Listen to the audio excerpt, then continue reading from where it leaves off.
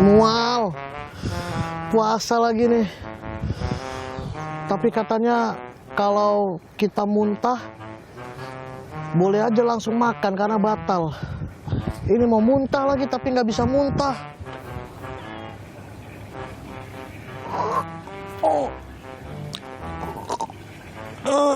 Assalamualaikum. Kenapa, Be? Waalaikumsalam, Pak Ustadz. Muntah? Hampir. Pak Ustadz datang tadi jadi muntah nih. Kamu sakit? Saya sakit, Pak Ustadz. Waduh, subhanallah. Memang bulan puasa itu diwajibkan.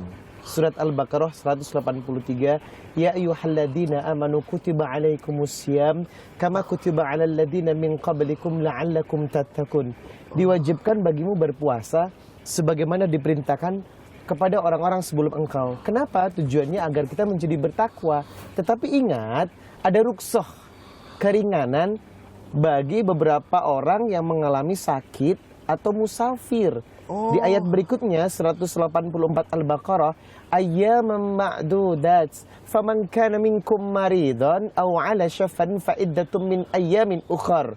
Kalau engkau atau di antara engkau ada yang sakit marid atau safar perjalanan, maka boleh membatalkan puasanya dan mengqadanya atau menggantinya nanti setelah bulan Ramadan selesai. Jadi hal ini jangan dipaksakan diri. Kalau sakit seperti ini, sudahlah, langsung batalkan puasanya. Berarti boleh langsung dibatalin, Pak Ustadz? Boleh, karena kamu sakit. Oh, nah, kalau peristiwa yang kayak tadi, memuntahkan dengan sengaja, memang itu batal. Kecuali muntah dengan tidak sengaja. Ada beberapa orang yang sakit kan, kondisi badannya tidak bagus, metabolismenya ada gangguan, kemudian ia muntah. Apakah batal? Tidak. Karena itu tidak disengaja atau tidak menyengaja. Tapi kalau kasus babi tadi, sengaja memuntahkan, maka itu masuk dalam kategori batal. Bulan Ramadan ini adalah syahrul barakah. Maka kata Nabi, ja'akum syahrul Ramadan, syahrul barakah.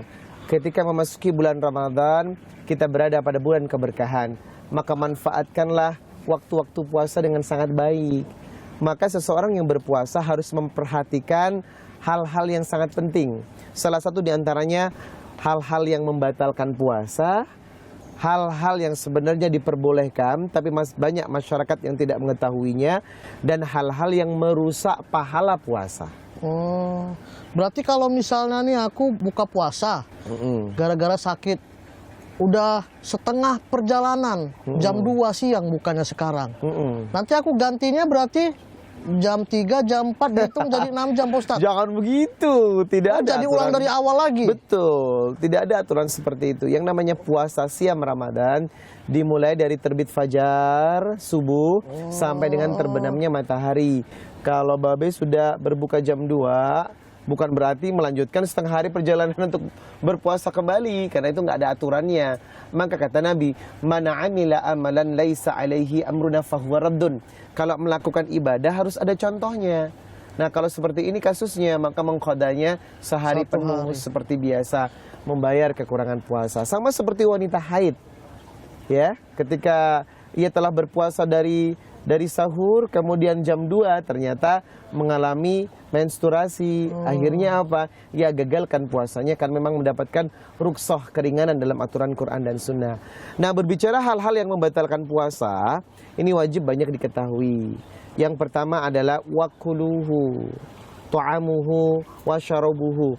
Orang yang makan dan minum secara sengaja, jelas batal. Yang kedua, orang yang bersetubuh suami istri di siang bulan Ramadan, itu juga jelas-jelas membatalkan puasa. Batal itu, udah pasti batal itu. Yang ketiga, orang yang sengaja mengeluarkan sperma, itu juga batal di bulan Ramadan. Kemudian yang keempat, orang yang memuntahkan secara sengaja, itu juga batal di bulan Ramadan. Kalau gini, Pak Ustadz, kalau saya kan ini kebetulan bintang film.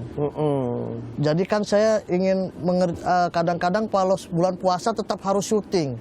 Syutingnya adegan makan, Pak Ustadz. Itu gimana? Sengaja tapi profesional, kita harus melakukan sebagai pekerjaan gimana, Pak? Sama seperti ibu-ibu rumah tangga mungkin di rumah ya.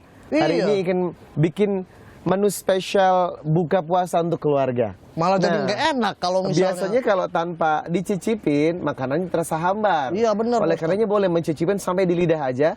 Setelah itu langsung dibuang. Nah itu tidak mengapa. nggak apa-apa. Jangan sampai di telangan, di tenggorokan, apalagi masuk ke dalam perut. Nah, hal-hal sederhana ini sebenarnya berlaku di masyarakat, tapi masyarakat awam banyak yang belum mengetahui hingga mencicipi aja langsung dibilang batal, padahal tidak. Nah, yang lebih penting lagi berhati-hati karena asyamu junnah. Puasa itu perisai. Maka faida kana saumu yaumi, ketika ia berpuasa di bulan Ramadan, ahadikum fala yarfuth yauma idin wala yashab. Janganlah berkata-kata kotor, janganlah berteriak-teriak, menghina dan menyakiti. Sebab itu mengurangi pahala puasa.